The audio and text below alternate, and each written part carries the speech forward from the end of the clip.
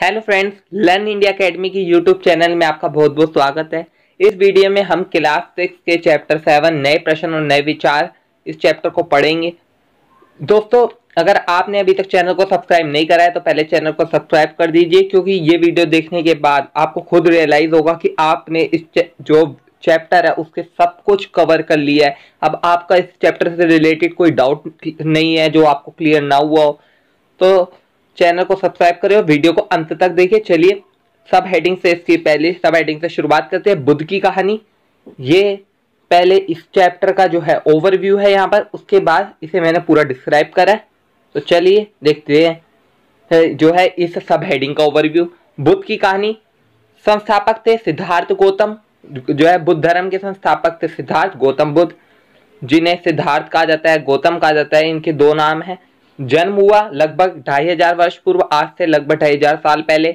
गण शाक्य गण से संबंधित थे, ये शाक्य गण से बिलोंग करते थे, जिस गण के बारे में आपको पिछले चैप्टर में बता चुका हूँ। ज्ञान प्राप्ति हुई बोध गया बिहार में, प्रथम उपदेश दिया सारनाथ में, मृत्यु हुई कुशीनारा में। देखो, बुद्ध की शिक्षा थी जीवन कष्टों और दुखों से भरा है। हमारे जीवन में बहुत से कष्ट हैं और दुख हैं, और वो जिंदगी भर रहती हैं। सुख के साथ दुख भी रहते हैं, और इन दुखों का कारण है इच्छा और लालसा की इंसानी प्रवृत्ति है कि वो हमेशा हर चीज की इच्छा करता रहता है और लालसा करता रहता है कि मुझे ये मिलना चाहिए, मुझे अलग अलग चीजें मिलनी चाहिए। जैसे एक झोपड़ी में रहने वाला व्यक्ति एक पक्के घर की कामना करता है, पक्के घर मिलने के बाद वो एक बंगले की कामना कर सकता है, बंगले की कामना करने के बाद उससे और बड़ी चीज की कामना करता है। इस प्रकार वो जीवन में हमेशा कुछ ना कुछ पाना चाहता है, और जब उसकी इच्छाएं पूरी नहीं होती तो वो दुखों का कारण बन जाती है। तो इसलिए महात्मा बुद्ध ने शिक्षा दी है कि हम आत्म संयम अपनाकर इन दुखों से मुक्ति पा सकते हैं। भले हमारे जीवन में इच्छा भी हो और लालसा भी हो, आत्म संयम होगा, मॉडरेशन होगा लाइफ में, तो ये दुखों से मुक्ति का कारण बन सकती है। दयालु होने तथा जीवन का आदर करने की शिक्षा दी है कि लोगों के प्रति दयालु होना चाहिए, अपने साथ साथ जानवरों के जीवन का भी आदर करना चाहिए। तो उन्होंने जो है शिक्षा की भाषा रही प्राकृत। प्राकृत भाषा जो है जन सामान्य की भाषा थी, जिसे लोग आम बोलचाल में बोला करते थे, जबकि वेदों की जो भाषा थी वो संस्कृत थी, वो जो है पढ़े लिखे लोगों की भाषा हुआ करती थी। तो आप देखते हैं आगे। संस्थापक सिद्धार्थ गौतम, जन्म हुआ लगभग 2500 वर्ष पूर्व, जो मैं ऊपर सारा बता चुका हूँ। यह वह समय था जब लोगों के जीवन में तेजी से परिवर्तन हो रहे थे। जैसे महाजनपदों के राजा इस समय बहुत शक्तिशाली हो गए थे। हमने पिछले चैप्टर महाजनपदों के बारे में पढ़ा कि जनपद क्या होता है, महाजनपद क्या होता है। जनपद वह स्थान जहाँ पर जन पैर रखता है, लिटरली मीन, और बच जाता है, और जो कुछ जो है इंपॉर्टेंट हो गए थे जनपद, उन्हें महाजनपद कहा गया। तो इस समय महाजनपदों के राजा जो इस समय बहुत शक्तिशाली हो गए थे। हजारों सालों के बाद फिर से नए नगर उभर रहे थे, गांवों के जीवन में भी बदलाव आ रहा था इस समय। तो बुद्ध जो थे वो क्षत्रिय थे और गण शाक्य से बिलोंग करते थे। गृह त्याग, युवा अवस्था में ज्ञान की खोज में उन्होंने अपने गृह का त्याग, घर को छोड़ दिया और ज्ञान की खोज में निकल गए। तो एडिशनल नॉलेज के बता देता हूँ कि इस समय जो है वो अपने महल से जब एक बार यात्रा करने अपने सारथी के साथ जाते हैं तो वो 4 सीन देखते हैं। एक बूढ़ा व्यक्ति, एक बीमार व्यक्ति, एक डेड बॉडी और एक साधु। तो साधु को जब वो खुश देखते हैं और बाकी सब देखते हैं दुखी सब कुछ, तो वो सोचते हैं कि मुझे ज्ञान की खोज में गृह त्याग कर देना चाहिए। तो आगे अनेक वर्षों तक वह भ्रमण करते रहे, तो अन्य विचारकों से मिलकर चर्चा करते रहे कि बहुत सालों तक वह एक स्थान से दूसरे स्थान जाते हैं, अलग अलग जो है विचारकों से मिलते हैं। बाद में ज्ञान की प्राप्ति के लिए वह स्वयं ही रास्ता ढूंढने का निश्चय किया। जब उन्हें देखा कि उन्हें ज्यादा एडवांटेज नहीं हो रहा बाकी सब चीजों से, उस तरह ज्ञान नहीं मिल रहा, तो वो ज्ञान की प्राप्ति के लिए खुद ही रास्ता ढूंढने का निश्चय किया कि मैं अपना मार्ग स्वयं ही ढूंढूंगा। तो ज्ञान प्राप्ति कहाँ हुई? बोध गया बिहार में, पीपल के नीचे कई दिनों तक तपस्या के बाद। तो महात्मा बुद्ध ने क्या करा? पीपल के पेड़ के नीचे कई दिन तक तपस्या करी, ध्यान लगाया। उसके बाद उन्हें बोध गया बिहार में ज्ञान की प्राप्ति हो जाती है। उसके बाद वह प्रथम उपदेश, अपना जो पहला उपदेश है वो उत्तर प्रदेश में वाराणसी के निकट जो है सारनाथ में देते हैं। उसके बाद जो कुशीनारा में मृत्यु से पहले का शेष जीवन उन्होंने पैदल ही एक स्थान से दूसरे स्थान की यात्रा करने और लोगों को शिक्षा देने में व्यतीत किया। वह एक स्थान से दूसरे स्थान पर पैदल ही यात्रा करते थे। आज की तरह वहां पे कोई बस नहीं है, कोई एरोप्लेन नहीं है, कोई ऐसे साधन नहीं है। हम इसलिए जो है एक स्थान से दूसरे स्थान पर यात्रा किया करते थे, उस कुशीनारा में इनकी मृत्यु हो जाती है।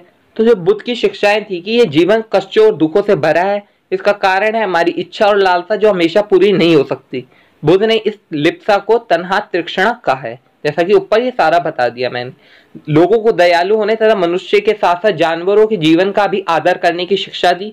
कर्मों का परिणाम चाहे अच्छे हो या बुरे हमारे वर्तमान जीवन के साथ साथ बाद के जीवन को भी प्रभावित करते हैं।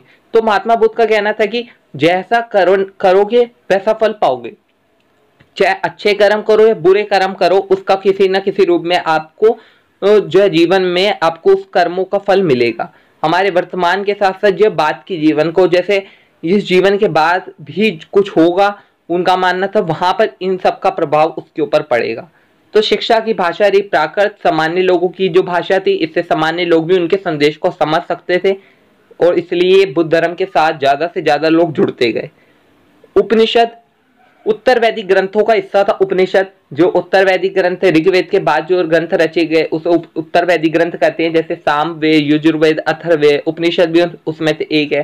तो उपनिषद का जो शाब्दिक अर्थ है उसका मतलब है गुरु के समीप बैठना, गुरु के पास बैठना। संकलन अध्यापक और विद्यार्थियों के बीच बातचीत का, इसमें किस किस चीजों को जोड़ा गया, किस चीज का संकलन है कि अध्यापक जो टीचर हैं, जो स्टूडेंट है, अध्यापक और विद्यार्थियों के बीच बातचीत का डायलॉग के रूप में है। यह विचार सामान्य वार्तालाप के रूप में प्रस्तुत किए गए हैं कि एक व्यक्ति सवाल पूछता है, दूसरा व्यक्ति उसका जवाब देता है। जैसे स्टूडेंट ने सवाल पूछा, अध्यापक ने उसका जवाब दिया। तो चर्चाओं में भाग लेने वाले लोग, इस चर्चा में कौन कौन लोग भाग लेते थे? अधिकांशतः पुरुष, ब्राह्मण तथा राजा।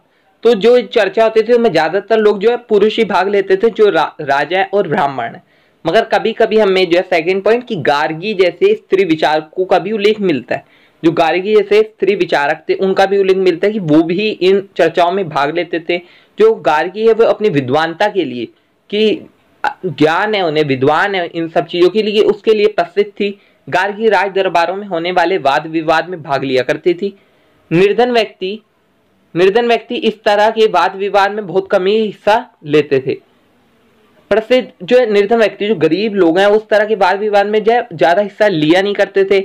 मगर हमारे को प्रसिद्ध अपवाद भी मिलते हैं, जो है सत्यकाम जबाल का। सत्यकाम जो जबाल है उनका जो ये नाम है उनकी दासी माँ के नाम पर पड़ा, कि उनकी जो दासी माँ थी उनके नाम पर उनका नाम रखा गया सत्यकाम जबाल। सत्यकाम के मन में सत्य जानने की तीव्र इच्छा जो है जिज्ञासा उत्पन्न हुई, ये मुझे भी सत्य की खोज करनी है, उनके मन में ये आया। तो गौतम नामक एक ब्राह्मण ने उन्हें अपने विद्यार्थी के रूप में स्वीकार किया कि मैं इन्हें ट्रेन करूंगा, मैं इन्हें शिक्षा दूंगा। तथा वह अपने समय के सर्वाधिक प्रसिद्ध विचारकों में से एक बन गए। जब उन्हें ज्ञान प्राप्त हुआ तो वो प्रसिद्ध विचारक बन गए। उपनिषदों के कई विचारों का विकास बाद में प्रसिद्ध विचारक जो है शंकराचार्य के द्वारा किया गया। जो उपनिषद के जो विचार थे, हाँ, उसमें और चीजें ऐड ऑन करी गई, और चीजें जोड़ी गई। वो बाद में किसके द्वारा की गई? जो एक प्रसिद्ध विचारक है शंकराचार्य, उनके द्वारा ये की गई। इसके अलावा पाणिनि, जो एक इंपॉर्टेंट क्वेश्चन बन जाता है 1 नंबर में, चाहे आप क्लास 6 कर रहे हो या कोई कॉम्पिटेटिव एग्जाम की तैयारी। तो पाणिनि जो थी व्याकरणविद थे, संस्कृत भाषा के व्याकरण की रचना करी उन्होंने।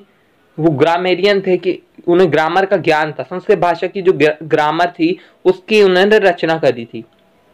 तो अगला पॉइंट है जैन धर्म। तो ये इसी तरह जैसे बुद्ध धर्म कवर करा वही जैन धर्म कवर करेंगे। वर्धमान महावीर जो 24वें तथा अंतिम तीर्थंकर थे, जो है वर्धमान महावीर, सबसे प्रसिद्ध भी यही जैन धर्म में रहे, उन्हें वर्धमान महावीर कहा गया। विचारों का प्रसार, अपने जो विचार बांटे, जो शिक्षाएं दी, वो लगभग आज से 2500 वर्ष पूर्व उन्होंने लोगों के बीच गए और अपनी शिक्षाओं को लोगों में बताया। तो संघ, जो संघ जैसे गढ़ है वैसे ही संघ है। तो वर्धमान महावीर वज्जी संघ के लिच्छवी कुल के क्षत्रिय राजकुमार थे, वो भी क्षत्रिय हैं। उन्होंने 30 वर्ष की आयु में जो है अपने घर को त्याग दिया और घर त्याग कर वो भी ज्ञान की खोज में चले गए। इस तरह उन्हें ज्ञान प्राप्ति हुई। 12 वर्ष तक कठिन व एकाकी जीवन व्यतीत करने के बाद 12 साल तक वह बिल्कुल कठिन और अकेले, एकाकी मतलब अकेले जीवन जीते हैं। उसके बाद उन्हें अपने ज्ञान की प्राप्ति होती है। तो वर्धमान महावीर ने शिक्षा दी कि गृह त्याग, मतलब जो लोग ज्ञान की प्राप्ति करना चाहते हैं उन्हें गृह त्याग करने की, अपना घर का त्याग करने की आवश्यकता है। इसके साथ साथ अहिंसा जो है जैन धर्म का सबसे जो इम्पोर्टेंट शिक्षा है वो अहिंसा पर आधारित है कि हमारे को सभी जानवरों हो या इंसान हो सभी में प्राण है, उनके उनके के लिए जो अहिंसा का पालन करना चाहिए, किसी को कष्ट नहीं देना चाहिए, सभी लोग जीना चाहते हैं। उसी तरह जैसे भगवान बुद्ध की जो है शिक्षा रही थी, उसी तरह महावीर की भी शिक्षा प्राकृत भाषा में रही, क्योंकि ये जन सामान्य की भाषा थी। वो जानते थे कि इसे आसानी तक लोगों तक पहुंचाया जा सकता है इस भाषा में। तो ये कहाँ कहाँ फैला ये धर्म, उत्तर बाद में जो ये धर्म है वो उत्तर भारत के कई हिस्सों के साथ साथ गुजरात, तमिलनाडु और कर्नाटक में ये फैल गया। जैन धर्म इस युग में अर्थात 2500 वर्ष पूर्व जैन धर्म के 24वें तथा अंतिम तीर्थंकर वर्धमान महावीर ने भी अपने विचारों का प्रसार किया। तो ये जो युग था, इस युग में इसी समकालीन थे महात्मा बुद्ध और जो है भगवान महावीर। 2500 वर्ष पूर्व जो है जैन धर्म की 24वें और अंतिम तीर्थंकर जो लास्ट तीर्थंकर हुए वो थे वर्धमान महावीर। उन्होंने विचारों का प्रसार किया। वे वज्जी संघ के लिच्छवी कुल के क्षत्रिय राजकुमार थे। गृह त्याग, ये सारा मैंने ऊपर बता दिया, फिर भी रिवीजन के जल्दी जल्दी बता देता हूँ। गृह त्याग 30 वर्ष की आयु में उन्होंने गृह त्याग किया और जंगल में रहने लगे। ज्ञान प्राप्ति 12 वर्ष तक उन्होंने कठिन व एकाकी जीवन व्यतीत किया। इसके बाद उन्हें ज्ञान प्राप्त हुआ। शिक्षा सत्य जानने की इच्छा रखने वाले प्रत्येक स्त्री व पुरुष को अपना घर छोड़ देना चाहिए। गृह त्याग की शिक्षा दी उन्होंने कि जो भी लोग चाहती हैं कि उन्हें ज्ञान प्राप्त करना है, सत्य को जानना है, उसके लिए उन्हें घर छोड़ना पड़ेगा। उन्हें अहिंसा के नियमों को कड़ाई से पालन करना चाहिए, अर्थात किसी भी जीव को ना तो कष्ट देना चाहिए और ना ही उसकी हत्या करनी चाहिए। तो इनकी अहिंसा के लिए भी शिक्षा थी। तो शिक्षा की भाषा रही प्राकृत। देश के अलग अलग हिस्सों में प्राकृत के अलग अलग रूप प्रचलित थे। जैसे अलग अलग हिस्से हैं, अलग अलग जगह बोले जाने वाली प्राकृत को अलग अलग नाम से बोला जाता है। कि जैसे मगध में जो प्राकृत बोली जाती है उसे कहा जाता है मागधी। इसी तरह महावीर के अनुयायी जो थे, जो जैन धर्म को मानते थे, जो महावीर के अनुयायी हुए, जो फॉलोवर्स थे, उनका जो जीवन था वो किस तरह होता था कि वो भोजन के लिए, जो अपना खाना है के लिए भिक्षा मांगकर सादा जीवन जीते थे। ऐसा नहीं कि वो खुद बना रहे हैं, वो एक जगह से दूसरी जगह लोगों के घर घर जाकर भिक्षा मांगकर अपना सादा जीवन जीते थे। कोई जो ऐसा नहीं कि वैभवशाली जीवन जी रहे हैं, तो बिल्कुल साधु संतों वाला जीवन जिया करते थे।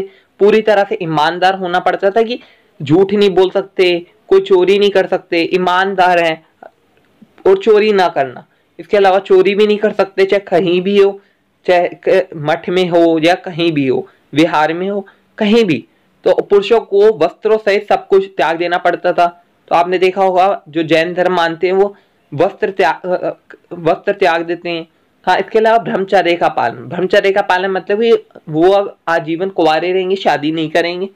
तो इसके लिए उन्हें ब्रह्मचर्य का पालन करना पड़ता था। व्यापारियों ने जैन धर्म का समर्थन किया, मगर किसान जो है वो इन नियमों का पालन करना अत्यंत कठिन था उनके लिए, क्योंकि फसलों की रक्षा करने के लिए उन्हें कीड़े मकोड़ों को मारना पड़ता था। जब वो पानी दे रहे हैं तब मर जाएंगे, या जो हल चला रहे हैं तब मर जाएंगे। तो अहिंसा जैन धर्म का जो है मेन शिक्षा थी। मगर किसानों के लिए जो है नियम है वो कठिन है, अगर वैसा नहीं करेंगे तो वो फसल नहीं बो सकते। तो इस कारण से जो है इन नियमों का पालन करना उनके लिए कठिन होता गया। कहाँ कहाँ फैला ये जैन धर्म? बाद के सदियों में जैन धर्म उत्तर भारत के कई हिस्सों के साथ साथ गुजरात, तमिलनाडु और कर्नाटक में भी फैल गया। महावीर तथा उनके अनुयायियों की शिक्षाएं कई शताब्दियों तक मौखिक रूप में रही। महावीर जो उनके अनुयायी थे, उन्होंने जो शिक्षा दी वो पहले लिखी हुई नहीं मिलती थी कोई ग्रंथ में। वो एक जगह से दूसरी जगह जाते, लोगों को अपने मुख से बोलते, अपने मुंह से बोलते, उन शिक्षाओं को लोग सुना करते थे, वो बोला करते थे। तो ये ऐसे ही चलता रहा।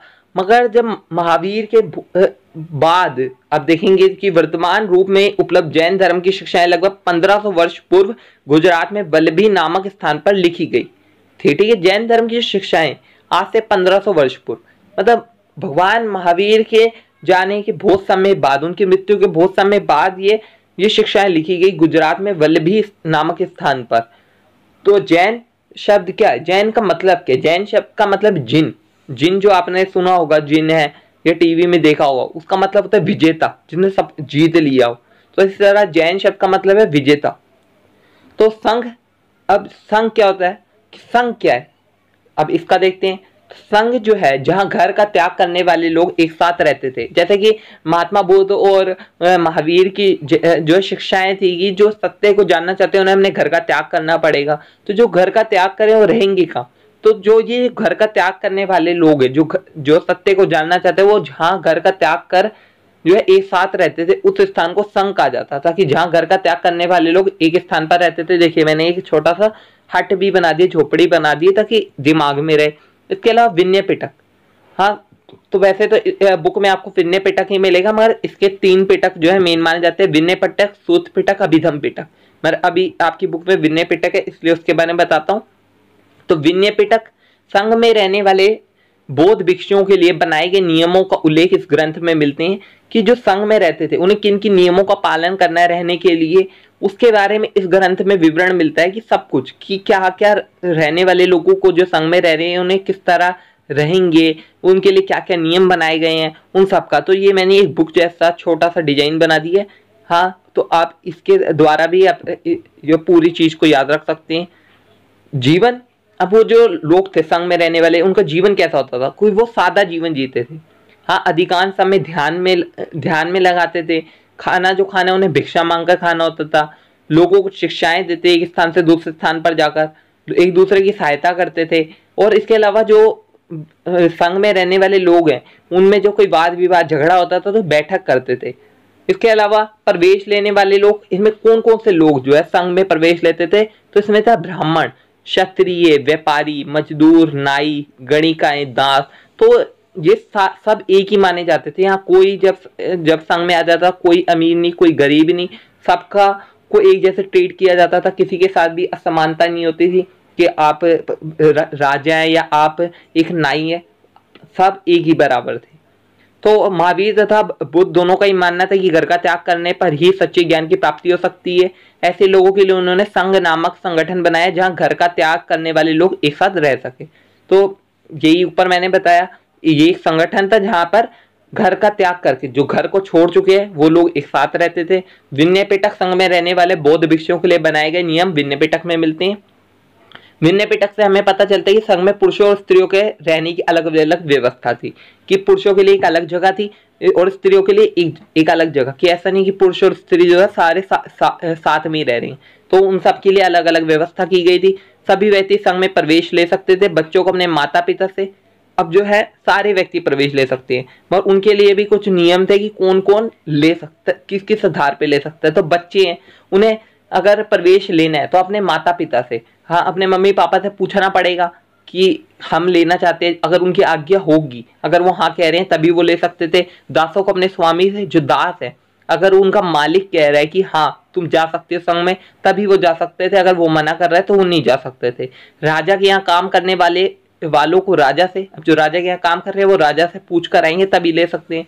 कर्जदार जो है अपने देनदारों से, जिन्हें उन्हें कर्ज देना है, उनसे ही पूछ कर आ सकते थे। तो उनकी अनुमति लेनी होती थी। तो बच्चों को अपने माता पिता से, दासों को अपने स्वामी से, राजा के यहाँ काम करने वालों को राजा से, तथा कर्जदारों को अपने देनदारों से अनुमति लेनी होती थी। तो एक स्त्री को इसके लिए अपने पति से अनुमति लेनी होती थी। कि एक औरत है वो अपने पति से पूछेगी, अगर उसका पति हाँ कह रहा है तभी वो संघ में प्रवेश ले सकती थी। इसके अलावा विहार, तो जैन तथा बौद्ध भिक्षु पूरे साल एक स्थान से दूसरे स्थान घूमते हुए उपदेश दिया करते थे। तो अब वो एक साधु जैसा जीवन जी रहे हैं। तो इनमें भिक्षु और भिक्षुनियां, जैसे साधु संत कहा जाता है ब्राह्मण पद्धति में, इसलिए और बौद्ध और जैन में इसे भिक्षु भिक्षुनियां कहा जाता है। तो उन्हें जो संदेश दे रहे, जो अपने उपदेश दे रहे हैं, वो एक स्थान से दूसरे स्थान पर जाया करते थे और दिया करते थे अपने उपदेश घूमते हुए। मगर जो वर्षा ऋतु एक ऐसा समय होता था जब एक स्थान पर ही उन्हें निवास करना होता था, क्योंकि अब लगातार बारिश हो रही है तो वो एक स्थान से दूसरे स्थान पर जाना उनके लिए कठिन था।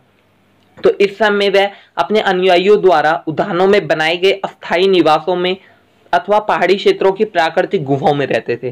तो अब उनके जो अनुयायी है, जो जैन धर्म को फॉलो करते हैं, जो जैन धर्म को मानते हैं, इस समय जब वो आते थे अनुयायी, मतलब जो टीचर होते थे, हाँ तो उनके लिए वो गार्डन में, उद्यान मतलब गार्डन, हाँ तो उस गार्डन में अस्थायी निवास बनाते थे जहाँ वो रह सके।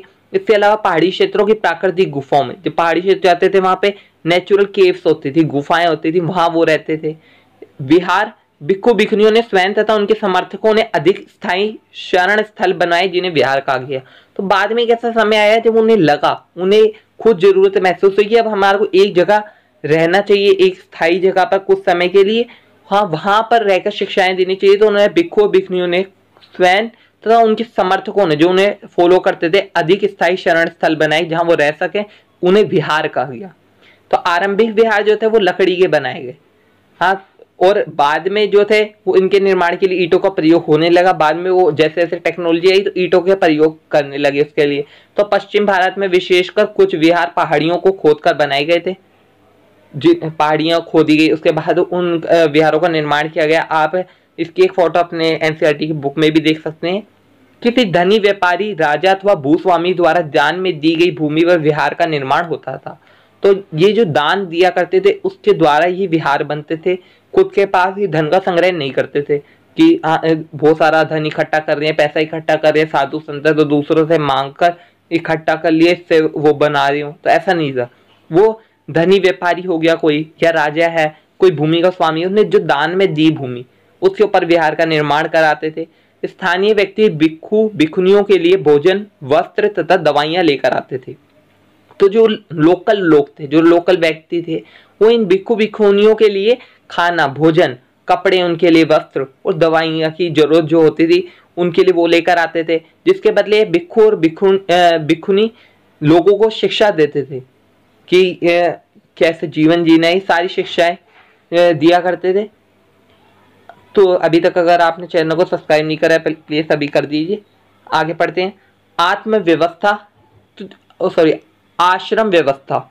तो आश्रम व्यवस्था क्या है कि ये कोई आश्रम वो नहीं है जहां पर कोई घर छोड़कर जा रहा है वो रह रहा है। आश्रम व्यवस्था का मतलब है जीवन का एक चरण।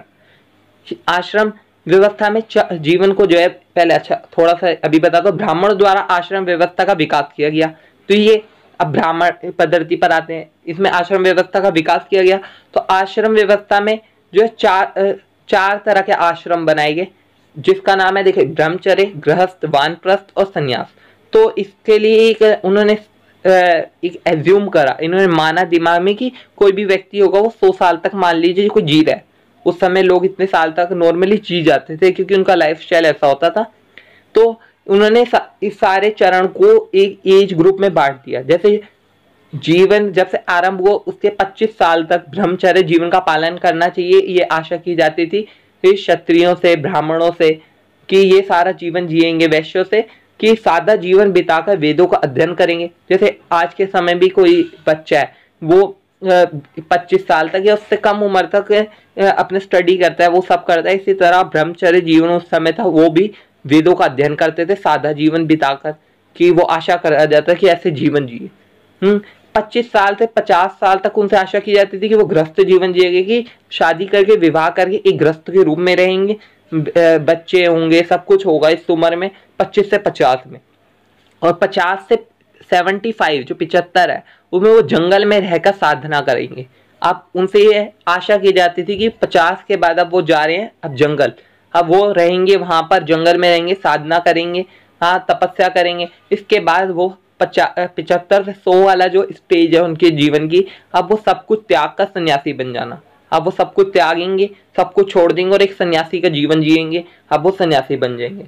तो इसी तरह स्त्री जो है उन्हें वेद पढ़ने की अनुमति नहीं थी, वो वेद पढ़ नहीं सकती। इस समय स्त्रियों की स्थिति बहुत ही मतलब छोटी थी या निम्न थी मान लीजिए। अपने पतियों द्वारा पालन किए जाने वाले आश्रमों का ही उन्हें अनुसरण करना होता था, कि उनका जो पति कोई भी आश्रम जो अपना रहा है उसी के पीछे पीछे वही आश्रम उन्हें भी अपनाना पड़ता था, कि उनकी कोई अपनी मर्जी नहीं होती थी। जैसे उनका पति कोई ब्रह्मचर्य जी रहा है या भ्रष्ट जी रहा है, वानप्रस्थ जी रहा है, कोई सन्यासी आश्रम में जा रहा है, संन्यास ले रहा है, तो उन्हें भी जो है संन्यास लेना पड़ता था। तो उसका प्रकार उनका ही जीवन चलता था। तो ये हुआ चैप्टर समाप्त। कैसा लगा हमें कमेंट करके जरूर बताएं और चैनल को सब्सक्राइब करना ना भूलें। चैनल को सब्सक्राइब कीजिए, वीडियो को शेयर कीजिए और लाइक कीजिए। अगली वीडियो में मिलते हैं। Bye bye.